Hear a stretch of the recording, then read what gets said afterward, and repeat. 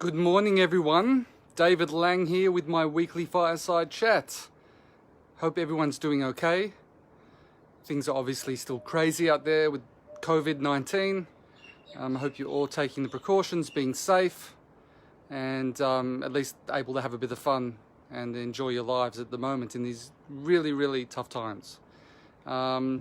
So today I'm actually going to change tact a bit. I know that the last number of weeks I've been sort of fixated on anti-Semitism and all sorts of anti-Semitic posts which are on social media. And I want to, it's always there, right? And I could talk about it every week, but I wanted to, recent events have sort of overshadowed that. And what I'm talking about or referring to is what happened in Beirut a number of days ago, with that terrible tragedy, that terrible blast that killed over 100 people and has injured 5,000 or so more. And I think I speak for almost every Israeli, the overwhelming majority of Israelis, to say how shocking it was to see the footage. And how tragic, and we can say our thoughts and prayers are with the people of Lebanon, but that sort of expression doesn't quite cut it. Unfortunately, it's sort of become quite trite. People say it, and I don't doubt the genuineness of it, and I've also said it, but it's sort of become almost like a platitude at this point. I can just speak for myself. When I saw the footage, it was just like, whoa, oh my God, what just happened? And there was a particular video which I think struck me the most. And many of you out there, maybe you saw it. By the way, feel free to comment so I can see that you're watching this and interacting. The one about there was a bride, and I guess it was like the wedding photographer, and this pretty bride was there and she was posing, and then all of a sudden, whoosh, there's this huge blast, and we don't know what happened to that bride. And the photographer, I guess, survived because he kept filming. I just hope to God that that bride is okay, and as many people as possible are okay, of the injured, the 5,000 or so injured people.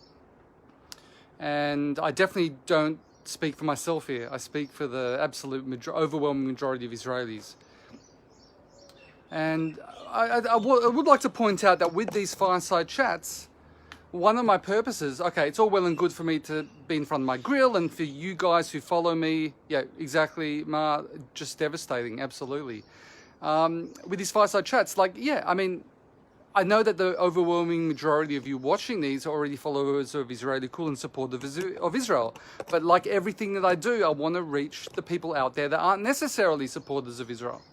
So if any of you have Lebanese friends or friends out there in the Arab world who otherwise are on the fence with Israel or even don't like Israel, feel free to share what I'm saying, because I want to give a slice of life about Israel, to show a human face to people in Israel. I'm just one human face. I don't represent all Israelis, but there are millions of people like me out there. We differ in skin color and in our views, but at the end of the day, we're all human. And I'm sure if there are other Israelis out there that could also do videos like this, maybe in front of their vegetarian cooking, but they would be saying similar things in terms of our absolute empathy and support for those in Lebanon that suffer this terrible tragedy. So please feel free to share with your friends out there. Look, I'm sure there are people out there in Lebanon that were in front of their grills when that horrible explosion occurred. So on a human level, I can absolutely feel for them. And that's like with everyone. I feel for Palestinian people on an individual level. There might be a conflict going on, and I might talk out against terrorism and all these sorts of things, but it doesn't mean I hate people on an individual level, God forbid. And it absolutely shocked me to the core, this footage. Really, really shocking. Now, the Israel haters and anti-Semites picked up on a post by a particular former MK here in Israel called Moshe Feiglin, and they tried to use that insensitive post to show, this is the real face of Israel. This is what Israelis are like. Now, Moshe Feiglin was a fringe politician, a former MK for the Herut party, and he used to be a Likudnik, but he was further to the right, and he moved over. Now, I'm not, it's easy for me to come here and opine and say Moshe Feiglin. I could say all sorts of things and use some superlatives, negative, derogatory terms, and call him an idiot and things like that. But I don't think he's an idiot, and I don't want to say that because I think Moshe Feiglin is a proud Jew and he has our interests at heart. And however, I have to state unequivocally that what he posted was disgraceful and insensitive. But it was misrepresented by the Israel haters and anti-Semites. So that's also very important. So what did he post? It's been taken down. It was in Hebrew, but it was removed by Facebook. But now I'm going to tell you what he posted more or less. I'm paraphrasing. So he said, so it's Tu B'Av. So Tu B'Av is sort of like the Jewish Valentine's Day, if I can put it that way, just to the layman. It's, sort of a festival of love. And that happened earlier this week. And the explosion in Lebanon coincided with the day for Tu B'Av, this romantic day. So he said something along the lines of, for Tu B'Av, it's a happy, joyous day, and we were treated to a pyrotechnics display, which is grossly insensitive. I'm not here to excuse Moshe Feiglin and what he posted. It's horrible. He showed no sensitivity for all the people, the innocent civilians that were murdered. No, actually, I shouldn't say murdered. Although Hezbollah probably murdered them. But, assuming it was an accident, because Hezbollah didn't mean to kill them, but they're responsible for what happened. Okay, the innocent people that were killed, you don't say something like that. It's beyond stupid. It's insensitive and disgusting. But he wasn't saying, as the anti-Semites and Israel haters are claiming and trying to show, that he thinks it's a joyous day because Lebanese civilians were murdered or killed. Sorry, again, I'm sorry about that. That's not what he was saying. If you read his post, I'm telling you now, what he meant by this was that all these rockets that were meant for Israeli civilians were destroyed in this blast, and therefore it's a joyous occasion. So while he's technically right, I believe he might be technically right that there were rockets and they've been set back, Hezbollah been set back, you don't say that. You don't say that. It was disgusting. So Moshe Feiglin, if you're watching this, maybe you are, who knows? You might actually follow me. I'm not going to insult you here, but please rethink what you're doing with this post. By the way, it was taken down and I saw that you kind of doubled down and said, you stand by your words. But why say it? It's insensitive. Show some compassion, for goodness sake. You're a religious Jew. We have to show compassion. You kind of used the example of those who are cruel to the wicked will end up being wicked to the kind, or something did I say right? But that doesn't apply in this case. Civilians were killed. And even if you can be privately happy, if it's the case that missiles directed at Israel, I would be very happy if missiles directed at Israel, I'd be pleased rather, if missiles directed at Israel were destroyed in that fire. I'm not going to make a post saying this is a joyous occasion and we were treated to a pyrotechnics display. No matter what way you look at it, it was a vile, disgusting, insensitive post. But it was, and it was also stupid on top of that, because of course the Israel haters and the anti-Semites were going to misuse that and misrepresent it. So come on, use your common sense and use your compassion. I know you're a compassionate person. You're a religious Jew. I know you believe in it. It was a very, very stupid and frankly disgusting thing that you said, and it was misused. Of course it was going to be misused by the anti-Semites and Israel haters. They also, so the real face of Israel is what happened at City Hall in Tel Aviv, that's one example, the City Hall in Tel Aviv was lit up with the colors of the Lebanese flag to show solidarity. Of course, I think the Lebanese government, who are very Hezbollah compromised, retorted something along the lines, we're going to light up Israel with our missiles, so they didn't quite appreciate that. But it was a genuine show of solidarity. More than that, we offered humanitarian support. And I didn't actually blog about this because there's actually no surprise. There's no kind of new thing with this. In case you haven't been following what's been going on over time, Israel is always at the forefront of offering humanitarian support to different countries after humanitarian disasters, not just countries who have peace treaties with us or countries we have relations with. But for example, Iran, on numerous occasions, we've offered support to help after earthquakes that have happened there. Now, we can't win. We can't win because every time we do that, the Israel haters and anti-Semites say, oh, you're just virtue signaling, this is humanitarian washing. Everything's washing. Who should be judged by that in life? You should be judged by your actions. Israel offers support because it's the right thing to do. We want to be a light unto the nations, not to curry favor. If we didn't offer humanitarian support to Iran, no one would blink an eyelid. But we do it because we genuinely care about the people of Iran, just like we genuinely care about the people of Lebanon. We detest the terrorists, Hezbollah, and we detest the terrorists of the Iranian Revolutionary Guards and the Ayatollah, etc., etc. But we have empathy and compassion towards all human beings and people who aren't trying to kill us. And the majority of civilians in these countries aren't trying to kill us. So we can't win. And Israel haters, so they don't represent us in terms of the good that we're trying to do in the wake of this Lebanon blast. They take one guy who was overwhelmingly condemned by Israelis, Moshe Feiglin, and they say he's representative of Israel. Even though on the government level we've tried and we've offered humanitarian support which has been rebuffed, we've lit up City Hall in Tel Aviv, and that is somehow used against us as virtue signaling. Okay, so I just want to bring that to your attention, everyone watching this, and please, I really hope that this video gets out to my Lebanese brothers and sisters who we genuinely care about. Genuinely care about. It really shook us to the core. I think I can speak on behalf of almost all Israelis with that. Okay, so that's what I wanted to say regarding the blast. One thing that I wanted to say. The other thing I wanted to get into was one of the posts that were blaming us for what happened. Of course I knew that when something like this happens, there are going to be the crackpots out there without any evidence that are going to blame this on Israel because we're, technically at war. But we're at war with Hezbollah. We're not at war with the people of Lebanon. And there are many people in Lebanon that are actually pro-Israel. I don't know what the percentages are, but there are people in Lebanon who actually support Israel and want peace with Israel. Because they hate Hezbollah. Hezbollah's ruined that country, Iran. The hand of Iran is behind that, just like in Syria. They ruin everything in their path. So the post that I'm referring to is by one Richard Silverstein, who I've coined actually my friend Mike from the Mike Report, I coined the term douche blogger. Hi, Mike, if you're watching this. He is a Jewish guy. At least he's got one parent who's Jewish. He might have two parents who are Jewish, but his name's Silverstein.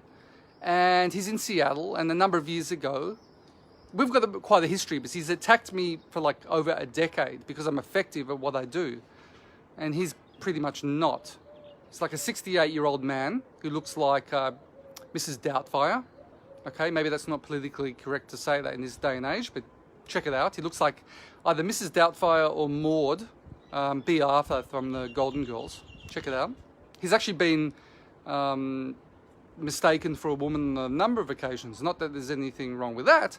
It's actually his views which are detestable. I would call him, it's easy to call someone a self-hater, but he's actually a textbook narcissist. He's got nothing to be proud of. He's got nothing actually to show for what in his 68, as I said. He's probably, he doesn't have, he's over the halfway point of his life. Let's put it that way, and he doesn't have anything to show for it except for hate.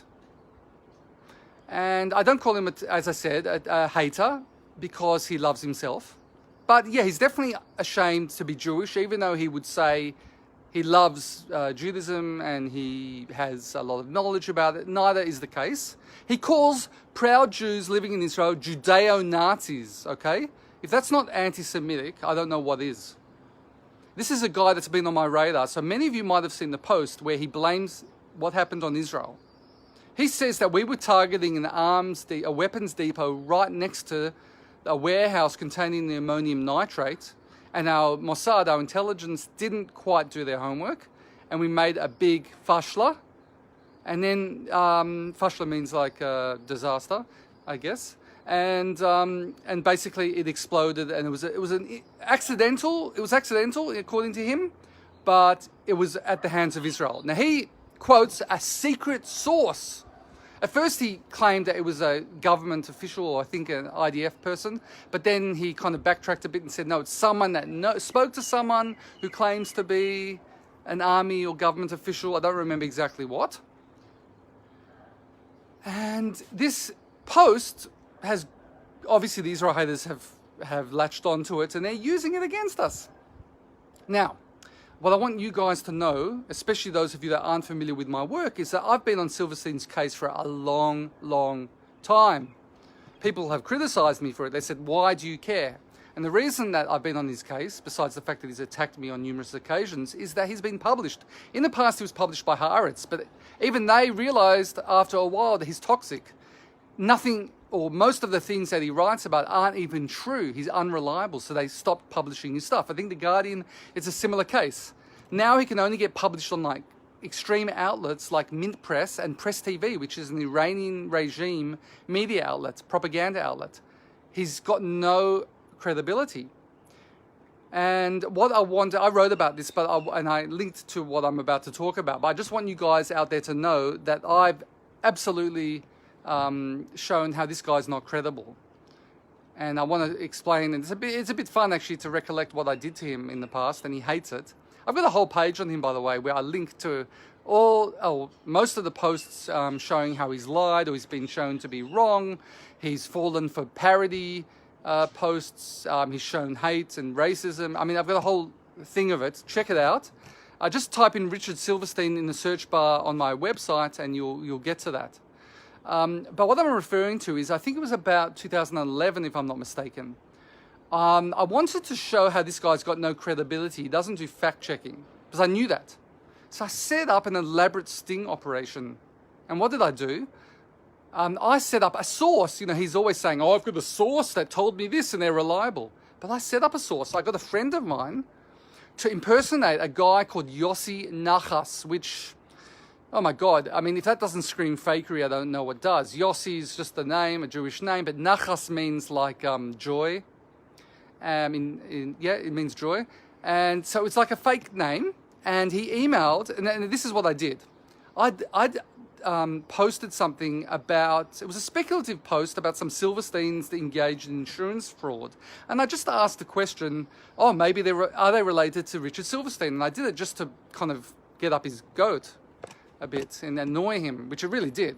He lied and said that I had libeled him and his family, but I didn't do the case. I didn't do that at all. I didn't make any statements of fact. I asked a question to kind of pull him in. And I had a screenshot. And in the screen, it was from Facebook. And in the screenshot, I deliberately had set up a fake Facebook account. He knew I was David L. and he was desperately trying to work out my identity. At the time, I was anonymous because I worked in high tech, and I knew that these anti-Semites and Israel haters would try to come after me, which they have since then. But it doesn't matter anymore because I'm, on my own. I don't work for them anymore. So I put in the name David Loeb, a fake name, and on this Facebook account. So imagine it as a screenshot from Facebook showing something else. But in the corner, how you see the user that's using Facebook at the time. So it's David Loeb. And there's a picture of a basketballer from Maccabi Tel Aviv at the time called Jordan Farmer, an African-American/Jewish basketball player. And I used his picture in that. And if you go to that account, it's got one friend, and it said I worked for Virgin music store or something. I created all this. It was clearly fake. Anyone doing due diligence would have smelt this from a mile away. And then I got Yossi Nachas, my friend, to email him saying, Aussie Dave he's slipped. Check what I found out. Look, he forgot to, he put in the screenshot his account. Anyway, he fell for it hook, line, and sinker. And the next day or so, he published Aussie Dave Uncovered, David Loeb. And there's a picture of this basketballer and this account with one friend. And some of his readers were at that point saying, are you sure this is right? It looks like a fake account. He's like, no, this is him. And basically, just to cut a long story less long, because it's already been quite long, he ended up finding my real identity because someone had done a who is kind of search on the internet. And when I first registered Israeli Cool, I'd used my real name. Okay, it doesn't matter. The point is he published this and it just showed, I proved my point. This guy doesn't do any fact checking. He has an objective. His objective is to besmirch and demonize Israel and her supporters, Jewish or not Jewish. And he will do it, and he claims that he's a journalist. He's not a journalist, he's a failed fundraiser, and he's a blogger, and not a very good one at that. So what I'm trying to teach you guys and let you know with this story is that this guy's got no credibility. So when he says he's got a source, don't believe it. He hasn't done any sort of fact-checking or due diligence with that so-called source. Anyone can write to him and say, oh, I know what happened, and I'm an IDF person, or I'm a government person. He does no fact-checking, and I proved it. But it does a lot of damage when people like this, because people, Israel haters and anti-Semites, it's confirmation bias. They want to believe these things. And they will believe anything. You just give them a little bit, and they'll go with that. They're not being logical or objective and analyzing the evidence. They go with anything, and they just sort of fire stuff up in the air, and hopefully some of it lands and kills Israelis. Metaphorical sense as well as a literal sense. So that's what you need to know about Richard Silverstein and that post that has gone around the block a number of times. Check it out all on my blog.